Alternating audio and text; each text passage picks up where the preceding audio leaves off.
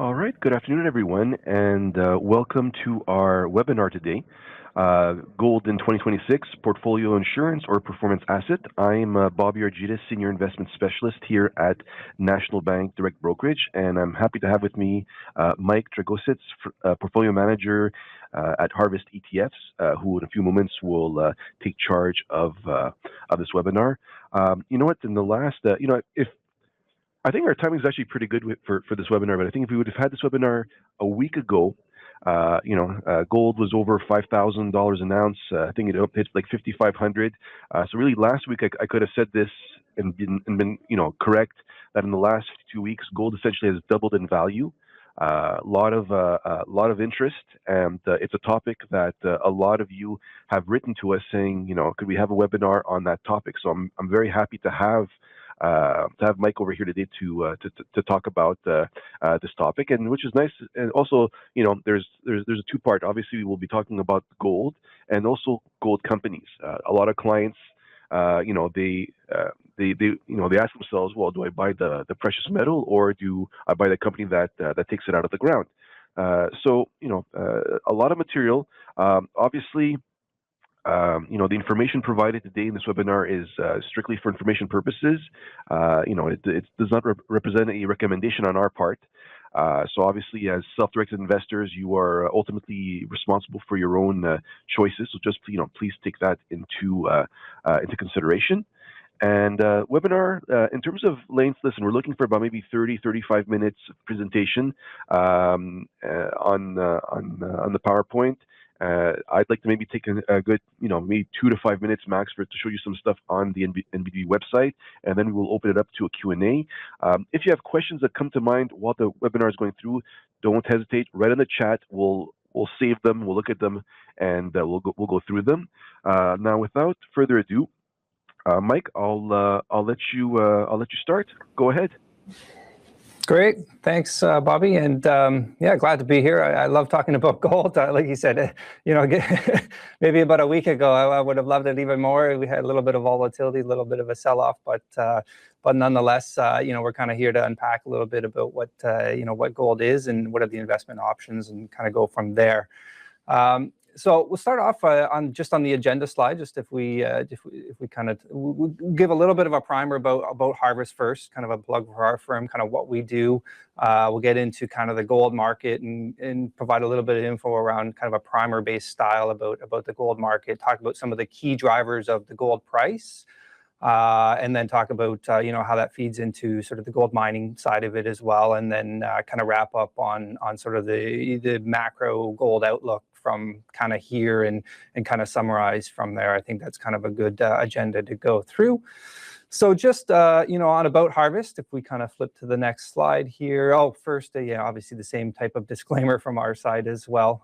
This webinar is for informational purposes only, and it's up to investors to kind of do their own due diligence from here. But in terms of Harvest, again, founded in 2009, we've had a phenomenal couple decades or 15 years plus of growth here. Assets under management are now about $10 billion, and we've had some evolution of the firm over time, focused in on core equities and kind of branching out from there. But I think what we really pride ourselves on is kind of the dark orange part of this lower graph here, which is the cumulative distributions that we've paid out as a firm, which is now tracking in at $2.3 billion of distributions back to shareholders. And that's what we get really excited about, is returning distributions to shareholders, which they come to our products really for a lot of those distributions. If we continue on to kind of the next slide here, this is our portfolio management team led by our president and co-chief investment officer, Paul McDonald, along with our co-CIO, James Learmonth, essentially been with the firm almost from day one. Chris Heeks has joined our team as senior PM with a number of years on the asset management side as well. I've been with Harvest now for 9 years now, and again, most of it as a PM here at Harvest. I cover a lot of the interest rate sensitives and commodity funds, which is ties in today's topic. prior experience on the buy side, as well as TD Securities on the macro strategy team, focused in a lot on commodity strategy there. So in terms of, if we hop to the next slide, what is our sort of overriding philosophy here at Harvest? Well, we kind of abide by the rule that businesses create wealth, and you want to own capital, and capital is grown through long-term ownership of quality business. And that's been sort of our overriding key. Equity ownership is the key to investor success over the long term. And we throw our own little slice onto it by not only owning quality underlying companies, but generating monthly cash flow for investors through primarily what we term the covered call strategy. And that's been sort of our core mandate, core equity income product over time. We've branched out a little bit into the fixed income area, taking that same covered call strategy, as well as into some of the single stock area as well, generating covered call income on ownership of particular single stock names. And very recently, we've also branched out even further into what we call our premium yield category, with bi-monthly payments, taking that same covered call strategy, equity ownership underlying, and then adding in a put option strategy to generate even further income there. And so that's been sort of the overall philosophy driving Harvest over the years.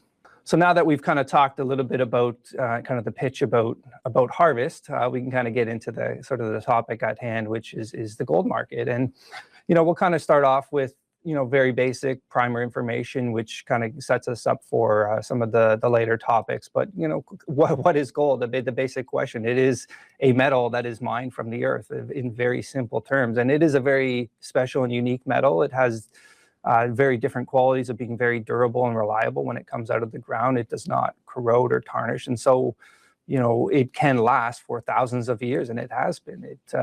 Essentially all of the gold metal that has been mined over the years is still around today. And so when we think about gold, that's really the overriding key characteristic of making gold a special and precious metal. It is a store of value, is protected wealth across civilizations for centuries. And again, it's not only a store of value, but it also has some aesthetic appeal to it. And that's why people gravitated to it originally, and still even to this day. You can see gold is in widespread use across many forms of jewelry, and that shine and luster really stands out as an appealing quality to the metal. Now, for us as investors, there has been some changes. It is now thought of as more as an investor, as an invested asset, and so that timeless nature of gold, being utilized for investment across ancient and modern portfolios, is really kind of what we're going to talk about today. Turning to the next slide here, gold as a currency, that's kind of how things have evolved and shaped over time. Going back, I think the first known gold artifacts date back, 6,000 years to an area of Bulgaria where they found gold artifacts. And so since that time, it's obviously, been mined across the world. But essentially since about 600 BCE, gold started to become used as currency and a backing for money. And that really started in China before it kind of moved over, let's call it in the next 1,000 years. It started to move a little bit more westward from that point. And countries were fixing their currencies to a set amount of gold, which really helped to keep exchange rates very stable. Now, after the World War II, a system was enacted called the Bretton Woods, which helped to keep global currencies tied to the US dollar. And the US dollar was then tied into a fixed gold price of $35 per ounce. And that remained for quite some time, but then there were some issues with that system, with the flow of gold between countries and outside of the US and back in. So in 1971, actually, the US stopped converting dollars into gold. And so that formally ended the role of gold as money or gold as currency. And it is today no longer backed by gold when you think about dollar bills of that nature. So today gold actually floats very freely, and it acts more like a store of value. And it has really been a hedge for investors in times of crisis, in times of high inflation, any kind of geopolitical crisis. And really, as we'll kind of talk about, it really is a portfolio diversifier that we see for gold. Turning to the next slide here, where does the supply actually come from gold? Well, it's really, globally, worldwide, a lot of areas in Australia, China, South Africa, and the Americas. It's pretty widespread. But I think what really makes gold unique is that unique characteristic of being virtually indestructible over time. And so recycled gold is a huge component of the gold supply picture. And sometimes people don't quite think about that. But I think from an investor's perspective, I think the marginal investor interest is really what drives the gold market. It's less like a traditional industrial commodity driven only by supply and demand. There really is that investor characteristic and the macro characteristic that we have to think about when we're talking about gold, because it is sort of a finite supply, but it is something that is not destructible. Who are the largest gold miners? Well, just very briefly, the top 10 companies here, in case many are not familiar with some of the names. One of the biggest names out there is Newmont Gold, headquartered in the U.S. Now it is an amalgamation of Newmont and Newcrest Mining out of Australia, so a much larger company. But there's a number of Canadian names, very large names: Agnico Eagle, Barrick Gold, Franco-Nevada, and Kinross Gold, all based here in Canada. There's a couple South African companies, Anglo Gold Ashanti and Gold Fields, and then a couple names in Russia and China as well. And so those would be very large companies in the gold space, probably the top 10 largest gold miners. Their mining operations are also all global, and each company will be very different. And so, by being based in Canada doesn't mean they only mine operations in Canada. So you have to kind of dig into each of the companies to figure out where their mines are. But, as a collective, this would be sort of your top 10 list of kind of the largest gold miners to think about when we're thinking about gold miners. In terms of the demand side of gold, and we touched on it already, over thousands of years, gold has really been, focused in on the jewelry market and the aesthetic appeal of that, shiny metal. So that continues to be a very, big demand source every single year. And this here, we're looking at the 2024 gold demand sources. So jewelry is a big component of that. There is some technological uses as well, and some uses in the dental applications, but it's a smaller component of the pie. Every year, again, central banks continue to step up and diversify their reserve management, so their debt and FX holdings. They diversify into gold for many of the features that we'll talk about in just a little bit of why investors come to gold. Central banks would be very similar in nature. And then again, investment, bar coin investment, as well as ETF investment has become a very big source of demand for gold, and is a very big chunk of the pie, which helps to drive a lot of the, I would say, more short-term macro drivers that move gold prices around. When we look at what happened recently with a big sell-off in gold just the other day. So gold as an investment, again, why do we think of it as an investment? Again, gold has really been a way to store and grow wealth over centuries. It introduced the idea and concept of currency. It is no longer, dollar bills are no longer backed by gold, but people still think of it in that way, and it can be used in that way. And it is, really just one of those assets that holds its intrinsic value. It will not corrode and tarnish over time. Investors now consider it a very, attractive area, a hard asset to hold during times of turmoil and market turmoil. During periods of deflation in inflationary environments, gold has really shown to hold its value in both of those periods, especially in an inflationary environment. And so that makes it very attractive. And again, when we talk about, not having any liability or counterparty risk on the other side that you have to think about it, that really makes it attractive when kind of confidence erodes and things get, very uncertain. Having that big chunk of metal sitting beside you, is holding its value and holding its intrinsic value is something that investors often turn to for gold. What are the ways to kind of get exposure to gold? I think there's kind of three different areas. First, obviously, would be sort of those physical bars and coins. Now, essentially, there's no fees that get attached to holding and buying those physical bars and coins. But again, if you hold enough of them or you want to protect your assets, there is going to be some storage and potentially some insurance costs as well. And then again, depending on what you're buying, whether it's coins, bars, commemorative coins, or even jewelry, in some cases, you are going to pay some premium to the underlying gold price in order to get access to those bars and coins. And again, it is a little bit of a less liquid asset, you have to go out and, source a dealer and find a place to kind of go and buy and sell these bars and coins. And that's really what helped, the second area of investment, which is the physically backed gold ETFs, to kind of really take off. These are, fully liquid assets. They trade on exchanges. They're exchange-traded funds that hold underlying physical gold inside them, and so they can diversify out their costs of holding, physical gold across many individual investors. There is a management fee, obviously, associated with, an ETF product, but again, it is a much more liquid form of getting access to the gold price or getting access to gold. You can buy it minute by minute on an exchange.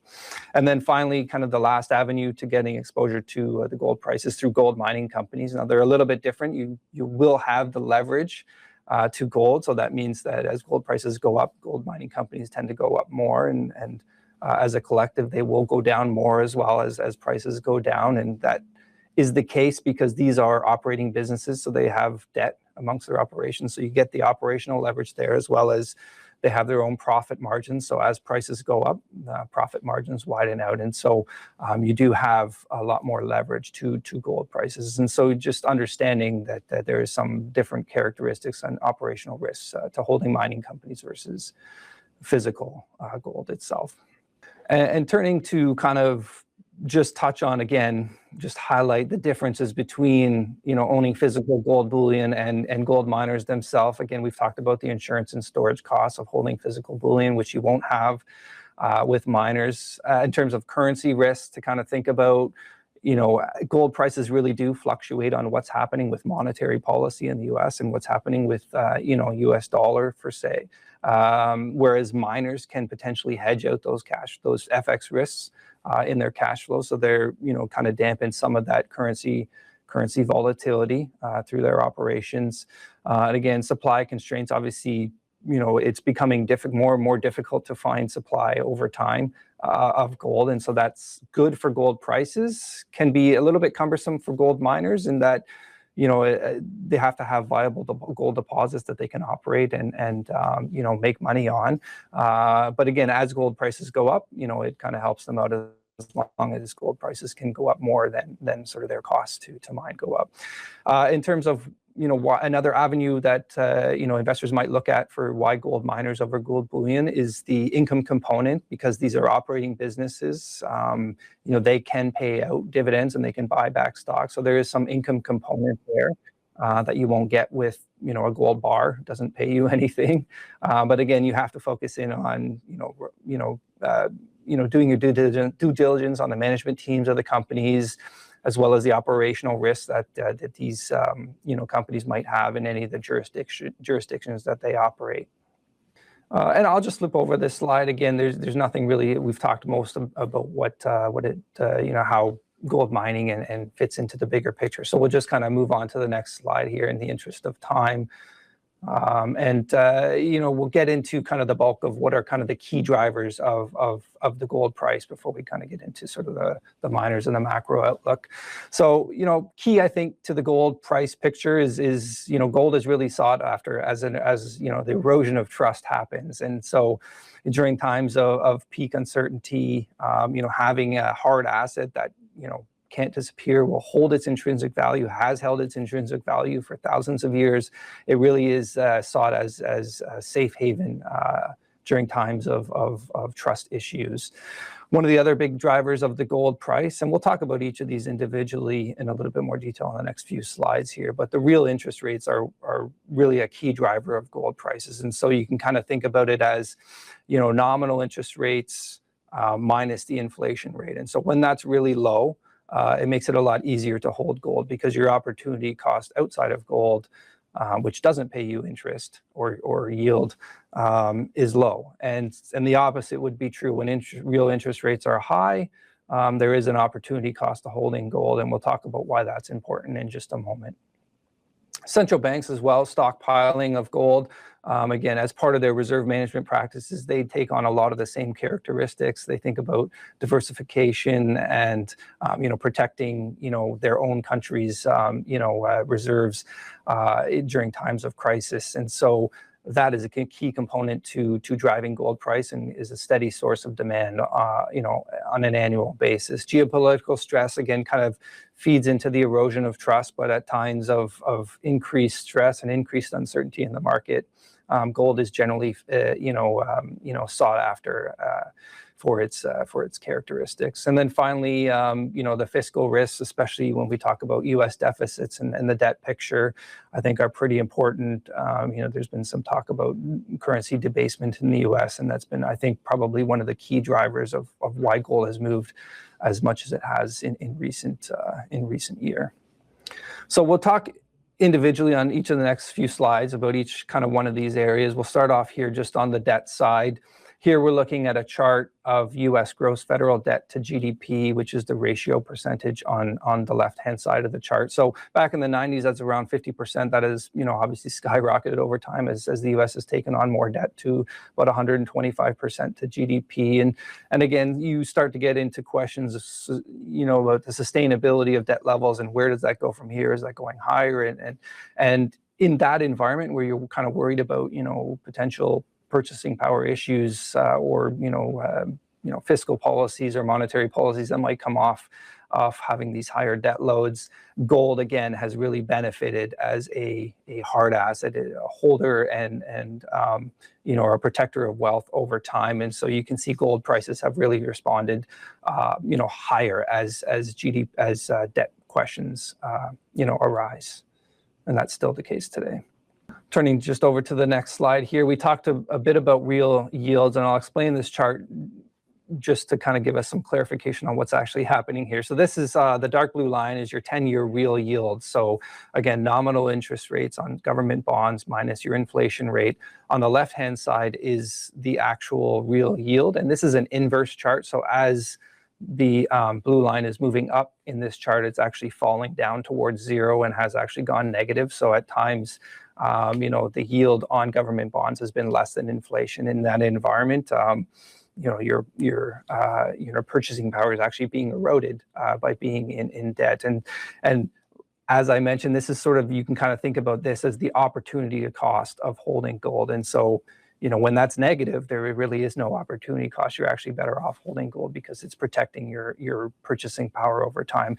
Now, what I find really interesting about this chart, it tends to track over history, but in recent years after COVID, we had the big inflation spike, and going through 2022 and 2023 when interest rates were hiked at a very steep rate rising campaign, one of the steepest in history, those real yields have come back to more of a positive territory, sitting over 2% on the 10-year real yields. And so generally in that environment, there is a cost to holding gold, but you can see gold prices have really skyrocketed higher, even despite having those higher opportunity costs. And I think that really ties into what we'll talk about in just a moment, but it really ties into that erosion of trust and that safe haven of holding gold and wanting to protect assets over time. You're willing to kind of pay the price of holding gold in this environment, or investors at least have been.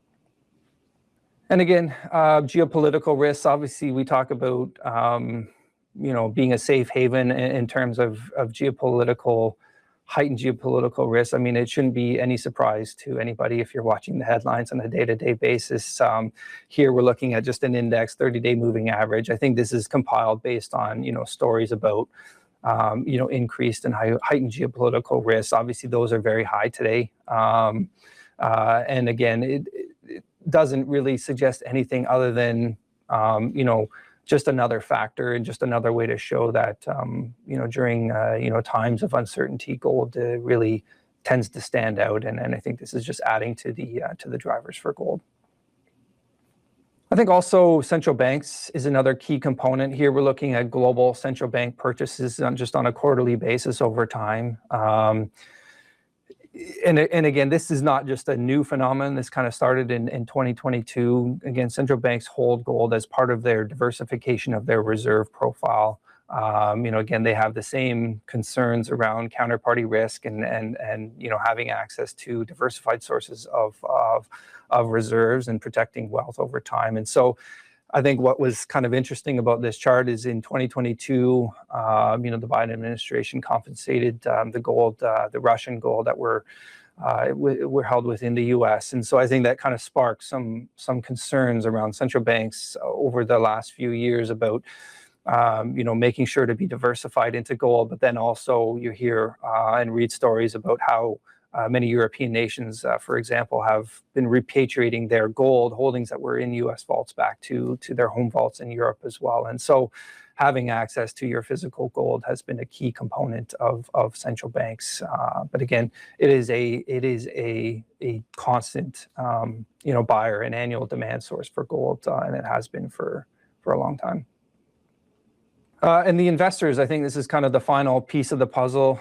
Here we're looking at total known ETF gold holdings. And again, so this is in millions of ounces of, Bloomberg has compiled, all the ETFs that actually hold physical gold and plot their millions of ounces over time. And there's been a big run up in investor interest. I think this has really been a key driver, a marginal buyer of gold and helping to drive gold prices in the short term.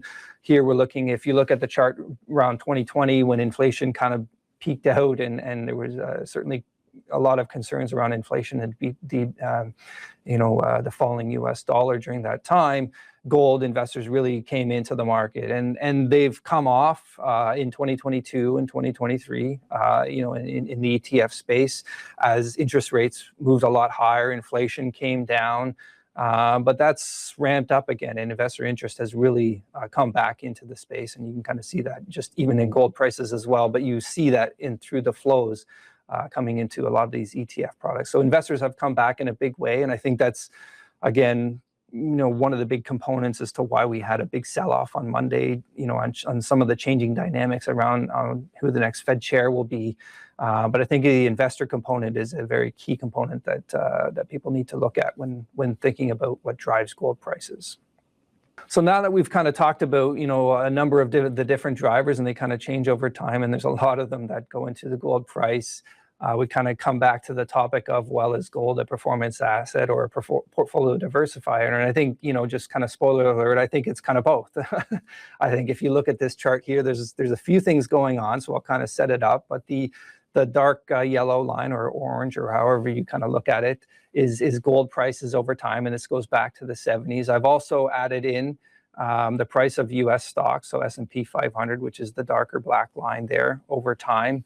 And then also U.S. Treasury bonds over time, which is the light blue line. And so these are log charts, so they're really just showing performance of these assets over time. And they're not normalized. If I were to normalize each of these charts over time, obviously equities would be, the standout performer. But when you're thinking about it from a portfolio perspective, there are times when bonds and especially gold move differently than risk assets. And I think that's very important when you're thinking about risk-adjusted returns for your portfolio. I'll talk about just three of them just to kind of give you a highlight of what I mean by portfolio diversification. Let's start off with the very bottom left of the chart. And again, I apologize if it's a little bit difficult to see, but in the 1970s, there was some very big concerns around inflation. We had an oil crisis, monetary concerns. It was a very difficult time for stocks, and you can see there was a big sell-off there in the S&P 500. And again, bond yields were going through the roof, and a tough time for bonds. But gold really stood out, and the inflation hedging characteristics of gold really stood out during that time. And so I think having gold in your portfolio during that environment was quite beneficial. Moving forward a little bit to kind of the secular bear market of kind of the 2000s to 2010s, call it, where we had two crises, the dot-com bust in early 2000s and 2008 with the global financial crisis. Bonds didn't do too badly during that time, but again, gold as well, acted very differently, acted very uniquely, and was not correlated in the same way that stocks were. And so having kind of bonds and gold in your portfolio would have been, beneficial from a diversification standpoint during that period. Finally, the additional period I'll kind of highlight is a little bit more recently in kind of the post-COVID world, where inflation kind of spiked up and then came off as interest rates were hiked in a very aggressive manner, probably one of the most aggressive rate hiking cycles in history. It was very tough on bonds. Initially it was very tough on equities as well before they kind of came roaring back there over the last couple of years. And gold held its wealth and has capitalized on kind of those inflationary concerns and some of the debasement topics that we talk about today. And so, again, in a very differentiated way, gold moves very different from risk asset at certain key points in longer periods of time. And so I think, from a big picture perspective, yes, gold is a performance asset over time, but I think it is also has characteristics of being a pretty good portfolio diversifier. So now that we've talked kind of about gold and gold drivers, we'll talk a little bit more about the mining side, and we'll just briefly touch on, kind of things to think about in addition to, everything that we have to think about for gold prices when it comes to the mining side. So what is kind of the cost of gold? How do we get to that? And this is a very basic, more illustrative example here. This is not, all-inclusive of every company, but the way the forecasting and analyst community tends to look at gold in terms of a gold cost curve. And so here we're taking, this is based on data that comes from Mining Visuals. They take 15 of the, some of the largest gold companies in the world and determine what their average all-in sustaining cost to produce across all of their mines for the amount of production that they have. And so on the bottom x-axis here is just the cumulative production for these companies to 100%, or so in percentage terms, and on the y-axis would be their cost of production. So very simply, if we look on the left-hand side of this curve, Agnico Eagle, for example, can produce around 10% of this total production at a cost of about $1,250 on average, whereas Harmony Gold on the very right-hand side of this chart produces about 5% of the gold production at call it roughly $1,800-$1,900 an ounce. And so, at $5,000 an ounce, kind of everybody, but it makes money. Over the long term, when we're trying to think about, what is the long-term sustaining cost of gold prices, we kind of gravitate towards, how much, what price do we need to get to in order to kind of make supply sustainable across many of these companies. And so analysts will look at kind of the 90th to 95th fifth percentile is kind of the general area for the cost of maintaining mines, and they'll kind of look at this historically or watch this over time as inflation continues to grow, labor becomes more expensive, energy becomes more expensive, and track this to kind of give us a baseline for where the price of gold kind of is, before we get into some of the other macro drivers over the shorter term. And I think that's important as we move on to the next slide to think about, because again, I think the margin, the profit margins that gold miners are able to generate is really the key driver behind why you kind of seek out gold miners for investment. Here we're looking at the price of gold at the top here in the dark blue line versus the orange line, which would be oil. And I use oil as just really a proxy for costs of gold miners, because energy is a big component of pulling metal out of the ground. And so we can kind of use this gold to oil ratio, which is on the bottom, the bottom side of this chart in the dark green here. Looking back over history, there are times when the gold price is vastly outperforming the oil price, and that can be a proxy for the profits that gold miners will make. And I'll show just on the next slide here a little bit more of what I mean by this. Again, using the same at the bottom of the chart, the same gold to oil price ratio, again, zoomed in a little bit on the timeline from 2007 to 2025. But during periods where gold prices are running a lot higher than oil prices, which would be sort of a proxy for energy costs and whatnot on the mining side. The top chart would be the comparison of a global gold giants index, so 20 of the largest companies on the gold mining side versus the gold price itself. And so at periods where gold is running a lot higher than oil prices, your energy input costs, margins are expanding at these companies, and you can see that at those times is the times when the gold miners are actually outperforming the gold price itself. And that's kind of the environment that we've seen ourselves in, even in recent days, where the mining companies have vastly outperformed on the upside, through the margin, as well as some of the, the ideas around using debt to finance their operations. Flipping to the next slide, just on that debt side, again, these are operating businesses which raise equity and raise debt, and so there is some natural leverage there, to the actual underlying gold prices through these operations.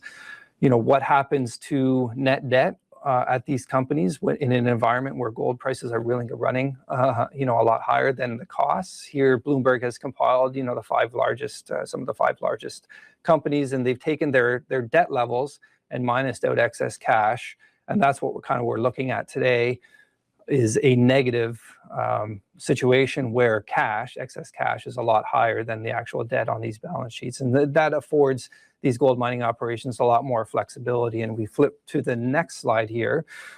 You can see that a lot of these companies, gold miners, are now returning excess cash to shareholders through dividends and stock buybacks, and so that's a very positive environment to be in for investments and shareholders in investment gold mining companies, being able to use those profit margins to return capital to shareholders. If we flip to the next slide here, again, this is just a representation, looking at the Solactive Global Gold Giants Index, again, 20 of the largest gold mining companies in the world versus the actual gold price going back to January of 2025. An incredible run for gold prices, up around 60%. This is not updated as of recent days, but again, nonetheless, it's been a very good run. And again, through the leverage capabilities and through the expanding profit margins of the gold mining companies, you can see performance from the Gold Giants index is multiples higher than the gold price itself, rising over 160% just even in that one year period. Flip to the next slide, and we'll sum up here. We'll kind of mix in a summary, an outlook for the gold market going forward. Again, when it comes to gold, I think one of the biggest areas and one of the biggest drivers is clearly macro-driven. And so here at Harvest, we have what we call our economic gauges. They're just dials that we look at, and we constantly update these for a lot of our presentations. And I'll talk about a few of them just more from a macro perspective as it relates into gold before I get into kind of talking and summing up the gold outlook. But the way we kind of view inflation today is it's come down, it's on its way towards that 2% target, but it's been pretty stubborn. We still have, I would say, inflation closer to 3%. The headline numbers have come down a little bit under 3%. Now there is some question marks around collection of that data during the government shutdown. So there is some question marks around the exact number that it is today, but we're still looking at the trend, and we'll be following the trend over time. Now, is there some concerns about Fed independence and what happens with the next Fed chairman in terms of cutting rates even further and being pressured to do that? And does that generate additional inflation? Those are all key questions, and I think key drivers behind why investors gravitate to gold to protect their purchasing power. So we'll be monitoring that. I think from an employment perspective as well, kind of neutral at this point. Things have definitely slowed down from a very hot pace in the economy and the employment side, but it's still looking pretty good from an employment perspective. Things have slowed down, but that's okay. Consumers are still willing to spend. They still feel comfortable enough with their employment situation to spend, and so we're definitely an area where we're monitoring, but we kind of feel that's sort of in a neutral area for now. And then obviously policy risk, I think this is also key in for gold, is that we think that's obviously very high at this point. You turn on the news flow every day, there's something new and multiple times throughout the day. And so we're kind of from a U.S. internal politics perspective, it's very high risk. Geopolitical risks are obviously very high as well. Some concerns around, what the Fed is going to look like going forward. And so those are all key concerns and key uncertainty for investors. And again, the safe haven of gold really stands out in that type of environment. I won't touch on some of the other areas, a little bit tied more into kind of markets in general, but we can kind of flip to the next slide and kind of try to sum up here in terms of our gold outlook. And again, so I think inflation is certainly still a risk. Tariffs again continue. We haven't seen a full inflationary impact from tariffs yet, so we'll kind of have to see how that kind of plays out. But again, from a real interest rate perspective, they're higher today, but investors are willing to kind of pay the opportunity cost to hold gold as a safe haven asset. We'll see how that kind of plays out, as maybe there's some pressure to lower interest rates in the short term, and maybe there's some inflationary impact there. So maybe real interest rates go the other way, which is also helpful for gold. But again, heightened politics, central bank hoarding. I think that safe haven nature of gold really stands out, and I think in this environment, we have at least another few years to go of kind of the U.S. administration. We'll see how the policies evolve, but I don't imagine that those are going to dissipate anytime soon. And so I think investor interest in the space is not new, but it is certainly picked up. I put in here, gold is the new Bitcoin. As you kind of talk about, we've had questions around, well, is Bitcoin the new gold? I kind of see it as the opposite way. We've had some pretty big sell-off in Bitcoin. Gold has been around for thousands of years. It has definitely been sought as a wealth preserver over time, and I think that's really starting to shine once again. And I think that's really starting to kind of peak out, for investors.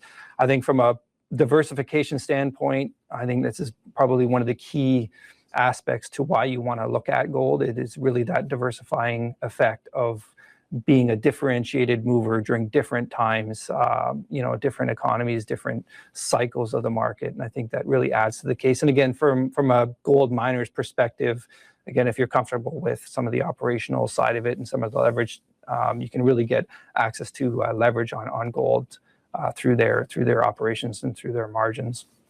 And I think finally, I'll just kind of throw in, a little plug for, if we flip to the next slide, a little plug for Harvest here. I did talk about the Selective Global Gold Giants Index, which is, the top 20 dominant large cap global gold companies. So here at Harvest, we do have an index products, the Harvest Global Gold Giants Index ETF, HGGG, on the TSX, that essentially just mimics that Selective index, and it provides investors a way to access a broad basket of 20 companies in an equally weighted fashion. And we go through every quarter and we rebalance back to equal weight, and we determine who are the top 20 by market cap names in the space, and provides investors a broad exposure to the gold mining space without having to kind of pick and choose individual companies.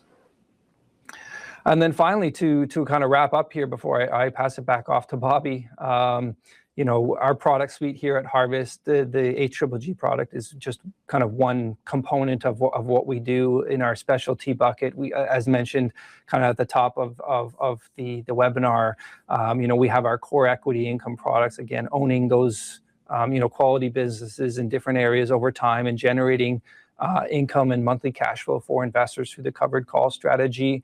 That is another huge component for Harvest and something that we pride ourselves on. We've branched out into other areas, whether it be fixed income products with the covered call overlay, as well as single stock products with that covered call overlay as well. And then a sort of a new product line for us is the premium yield category, generating some additional yield, paying out bi-monthly payments. Again, owning underlying equity stocks, but just using a covered call strategy, but adding a new component, which is sort of put options into the mix to generate additional income. And so we have a number of products. We encourage investors to kind of seek out our website for further information. And I'll pass it back to Bobby for kind of questions and then final thoughts. And all right, perfect. Thanks a lot, Mike. You know what? A lot of food for thought, a lot of information for investors to digest. I know a couple of questions came in during the presentation. Obviously, for those of you who have additional questions, this is your opportunity. I just want to take maybe just a few moments. There were some questions related that I might be able to answer on my end over here. And I'm just going to show you a little bit of the National Bank Direct Brokerage website. I'm assuming most of you are already clients of ours, but for those of you who aren't clients of ours, this is what it looks like. Once you're logged in. Ideally, again, for those of you who don't know, trading stocks and ETFs online whether buying or selling. There isn't a cost for that. It's free. So that's one of the advantages of dealing with us. And while this loads, there was a question about individual stocks, gold miners, and okay. So we are here. So Mike, just be certain. Do you see the brokerage platform screen in front of you? Yes, I see it. Yes. Okay. Yes. All right. Perfect. Thank you. All right. So again, someone had asked about individual security stocks. So actually, National Bank Financial is our Canadian sourced provider of research. So just give you a couple of easy wins to find information. So you'd go under the research tab, and you would go under company coverage. And what you can do is under source, we can put National Bank Financial, and you could specify, give you a couple, either under sector or industry, you could put down materials. And we see here that National Bank Financial covers 99 companies. Again, they're in alphabetical order over here. So this is one area where you can find research reports on gold mining companies. And again, they've got large cap, mid cap, small cap Canadian companies. To be clear, there is also Morningstar, which covers U.S. research. They also cover large cap Canadian companies. So just to give you an idea. But with them, you wouldn't be able to take out, for example, by sector. Another area of interest, I think, and this is a little bit hidden. I think this is why some of you might be like, "Oh, this is new." It'd be under research. We would go under publications, and I would ask you to scroll down to the bottom of the screen. And what we want to look at is stock calendar events, and specifically, we're gonna ask for a monthly stock calendar event. It's called the monthly vision. So I've chosen the December, January. You know what? Maybe give it another week. The February one will come out, and essentially, this document here, it's a summary of what happened during the previous month. And within this document, there is a section on, I believe it's on. Sorry, I was too quick. Big document, but essentially we have here, and again, it's going to be hard on the eyes. This is the National Bank Financial selection list. I'm just going to zoom it in, and so this is their favorite ideas. So here under the materials category, you have their best ideas, and specifically the gold medal companies would show up here. And again, so if it's on this list, there is a research report that you can download and consult. And one of the questions that comes in, the estimated total return, it's based on the following, the next 12 months. And if the stock, for example, pays, so let's say here, I know it's not a gold mining company, but Chemtrade Logistics has a dividend yield of about 5%, estimated total return. So 25% of that would be capital appreciation. The other 5% would be the dividend yield. Further in the document, if I go back, if I can continue down, you can actually get to the actual sector, and you'll have the complete list of all of the metals and mining. I believe that starts on page 49. So metals and mining, base metal. Again, there's commentary here for you to look at, some of their top picks. And here you have the list. And again, all of these companies here, if you get the symbols, you'll be able to actually take a research report. And it goes on for a couple more pages. Next one, let me go back to the main page, is we had some questions about finding exchange trade funds. Very simple. We'll go under the Markets tab. You'll go under ETF Center. And specifically, we would go under ETF Research. And you can click on ETF Research and Strategy. And what that looks like, it looks like this document over here.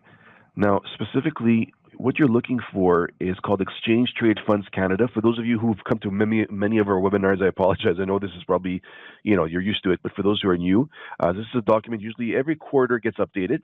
So we'll click on that. And essentially, what this is it's a snapshot of all Canadian and U.S. listed ETFs as of November 28th. So again, If we were looking for gold mining ETFs under the equity section, we would go under global sector. We'll click here, and I will just scroll down an extra page, and you have them here. From starting number 20 to 33, materials. Also, there was a question about actual gold-based ETFs. Again, going back to the first page, just scroll down a little bit, and we are going under the commodity section, and we will click on commodity. Here we go. This is the commodity section. Again, all the different ETFs that offer gold. Symbol MER. Someone had asked about silver. There's also silver here. So this is where you can find the information on the NBDB website. Now, I imagine more questions will come in. So let me go back to the presentation to share this page over here. And listen, Mike, in the meantime, were there any questions that you'd like to answer? Yeah, so I've kind of scrolled through the list. There's a whole bunch of questions here, so I hope I can kind of tick them off as I kind of go through. I'll start with kind of an easy one. There was a question about do we have an ETF, a silver ETF? We don't here at Harvest. There might be some other options out there in the list that you presented. Investors could probably kind of go through and find them. I think the silver list will probably be a little bit smaller than sort of the gold mining list of companies available, but certainly investors could kind of go down that list and find it there. There were a couple questions. I'll try and put them together. The one was more about the big decline that we had in gold stocks and gold ETFs very recently on the announcement of the new Fed chair, and I'll tackle that question also with another question about what do you think the biggest driver around ranking the biggest driver around of gold's meteoric rise, and I think also meteoric sharp sell-off that we saw recently. I think I'll try and match those two together. But I think what we've seen very recently with the announcement of the new Fed chairman, I think sparked concern amongst investors. I think a lot of what we've seen in the gold market over the last call it year plus has really been a snowball effect on concerns around geopolitical risks, wanting to search out safe havens, concerns around inflation, what the tariff impacts on inflation would be, and then hurting purchasing power of individuals, and again that fed into concerns around Fed independence as well, and so I think that really became the narrative over the last, call it 6 months, of who the next Fed chair would be. And obviously there's been a lot of political pressure about cutting rates in a very sharp manner to very low levels, and in an economy that is performing still pretty good in the US. By doing that, there is some concern about sparking off additional inflation, and maybe that's part of some investors' concerns around an overall idea of debasing or devaluing a US dollar. And so finding something that would protect wealth during that type of environment, gold really stands out as being a protector of wealth during that time. And so I think the big concern that investors had very recently with the announcement of Kevin Warsh as the new Fed chairman is that some of the other candidates were thought of to be a little bit more amenable to Trump and cutting rates very sharply. Kevin Warsh has talked in the past less about, we call it dovish or hawkish. He has talked sort of more hawkishly, less inclined to cut rates very sharply and debase the currency, a little bit more of an academic and economic, perspective from him. And so I think that narrative of, cutting rates came off quite quickly. I don't know if that's going to be the reality going forward. I think Kevin Warsh, has had probably plenty of conversations with the Trump administration and the Trump team. And so I think, the idea that he won't cut rates, I think is probably wrong. I think he's obviously going to cut rates. We'll kind of have to see how much outside pressure there continues to be once he comes into his chairmanship role in the next, by the spring there. So we'll see how that goes. But I think that was definitely a big cause for, a change in sentiment in the market. But I think the underlying drivers from my perspective, don't change, even though, a lot of the volatility does happen in this space. And again, volatility is a part of every market, and gold is not disincluded from that. I hope I've answered that question, or the two questions. There was another question in there just about comparing, some of the different, avenues of investment on the equity sides, whether it be investing in, mining explorers or production companies producing miners, or, royalty companies. Again, we don't cover any specific companies here. We offer a product that gives investors to 20 of the largest companies. Our product is focused in on 20 of the biggest gold mining companies. So again, it would be more on the operational producing companies, producing mines that already are making money and can return capital to shareholders through income and share buybacks. Different areas of the spectrum here, obviously, mining or gold explorers, obviously a lot more risks around that. And then royalty companies would be sort of the opposite end of the spectrum. You're taking, clipping off a fee for every gold ounce that is being produced. And so different areas of the spectrum, each individual investor will have to kind of, seek out their own guidance and understanding of what area they want to be invested in their portfolio. But again, different sort of risk profiles amongst each of them, whereas the explorers tend to not have operations today, whereas producers are actually producing and making money today, and the gold royalty companies will be a little bit different in terms of maybe not capitalizing on some of the actual underlying gold movements in the same way. I think the final question that I had to kind of tick off here, there might be another one coming in here. I'll take a look at that quickly as well. But just talking about the lack of reserves in Canada, as well as, China using gold. I think, again, each country has their own individual practices. I guess in Canada, we haven't taken that same tact of diversifying our reserves into gold. We sold off our gold reserves, back through history there. Whereas, I would say China, Russia, and some other countries, including India and Turkey and a number of other countries, are obviously taking the tact. And again, they look at gold in the same way, right? They look at holding gold as a store of wealth, not having that counterparty risk of potential US dollar devaluation or currency debasement. They look at having gold as part of a diversified mix of their reserve management. And so I think that's all part and parcel of why central banks invest in gold. The last question here, I'm just going to read it quickly about, just asking for, how much gold exposure to have in a portfolio. I can't provide investment advice. I think each individual is going to have to, kind of determine that on their own, seek out their own guidance and counsel on whether to, how much you should have, in a portfolio. I just think that I kind of point back to the presentation on why you want to own gold. I think, the idea of owning gold is not only as a performance asset, but I think it has shown to be a portfolio diversifier through different periods of time, whether it's rising rates or, inflationary periods or times of great risk in the market. Excellent. Thanks a lot, Mike. Maybe I'll just make a final little comment. Obviously, as self-directed investors, you have the flexibility to choose the path that suits your needs, right? You can choose individual securities, and as I'd shown before, there are research reports available for you to consult. You can choose an ETF, have it taking care of it for you. Obviously, you can you could also choose an ETF that holds physical gold. So again, the choice is really up to you. And one last thing, there was a question that came about. I know I went quickly, but if you didn't follow through, you can always visit our YouTube channel. Just type in National Bank Direct Brokers or NBDB. As long as you see our logo, you'll get to the right place. And you could see under the section called "Enrich Your Experience as a Do-It-Yourself Investor." This video over here, discover the NBDB research section.